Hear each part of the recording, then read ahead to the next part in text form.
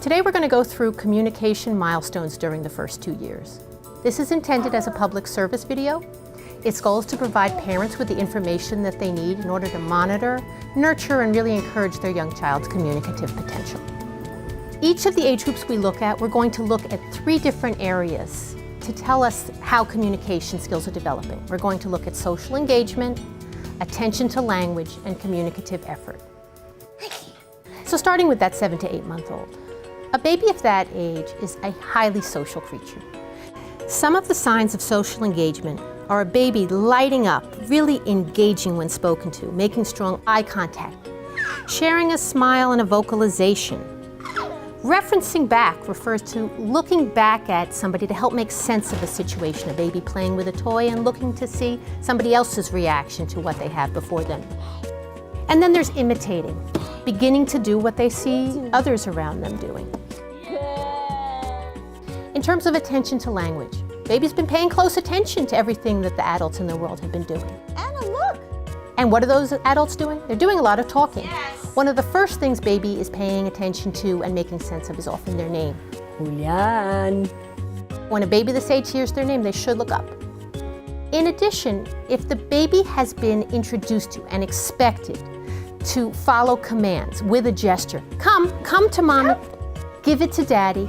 This is an age where they are able to follow those early first commands with a gesture. In terms of their own ability, their ability to communicate what it is that they want and need. Even before that first word appears, a baby this age is highly communicative. The signs of communicative intent are making strong eye contact, vocalizing, giving a general gesture in the direction of what the child wants.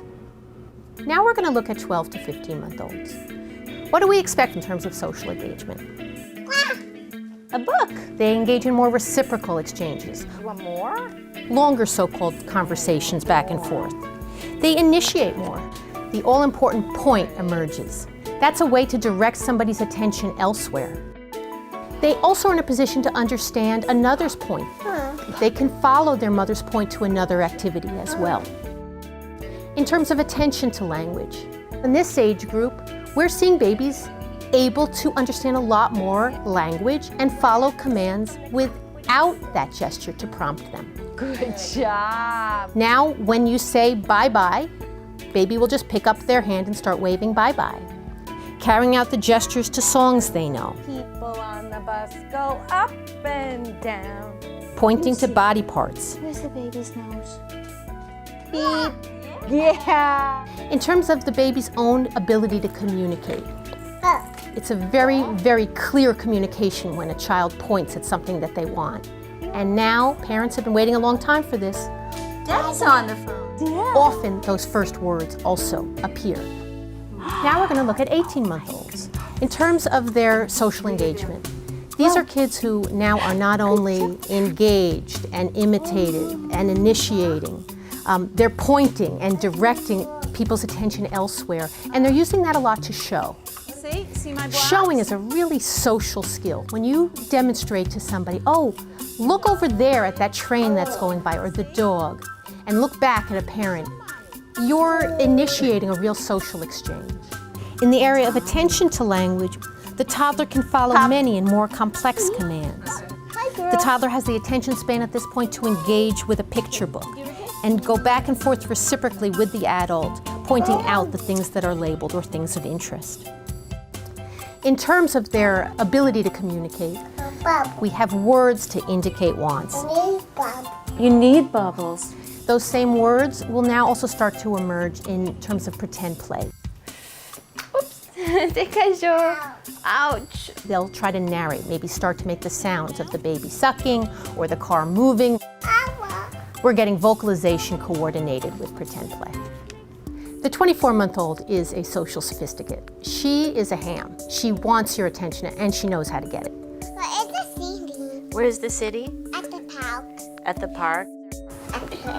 This child's social engagement is demonstrated in that forum. She's wanting to show you everything, engage you constantly, all the time. In terms of attention to language, they understand everything around them. This way? Yeah, I think that way. That looks like the top. They understand complex directives. Uh-oh. Should we wipe it out? Do you need a cloth to wipe it? They understand other people's conversation. There we go. Is that all better now? And then in terms of their own communicative ability, they should have a vocabulary that's 200 words and growing. Demonstrate many two-word combinations or longer. He has nails. He has nails? In addition, they're using that language for a wider range of purposes. Now it's not only to make requests, it's to direct the activities of others, it's to comment, it's to say they don't want to do something. Do you want to feed them now? No, you feed Me? And they're bringing that language to their play as well. Play, pretend play really takes off. What do you think they like? Pasta. Pasta? Look how far our toddler has come in 2 years. We've clearly seen that those first words don't emerge out of the blue. Bubble. There are many things we can monitor along the way to feel assured that things are going in the right direction. I want to emphasize that there's a range of normal development. Children do things at their own pace. If the child is demonstrating some delays, we need to ask ourselves certain questions. Are we dealing with a hearing impairment? Is this a concern regarding cognitive development? Is this a language impairment? Is this a sign for autism in this child, among other things? And we know from the research on early intervention that the earlier we intervene with each of these difficulties, the better the outcome. So we're urging you as parents to bring any concerns you have to your pediatrician. You know your child best, and you're your child's advocate.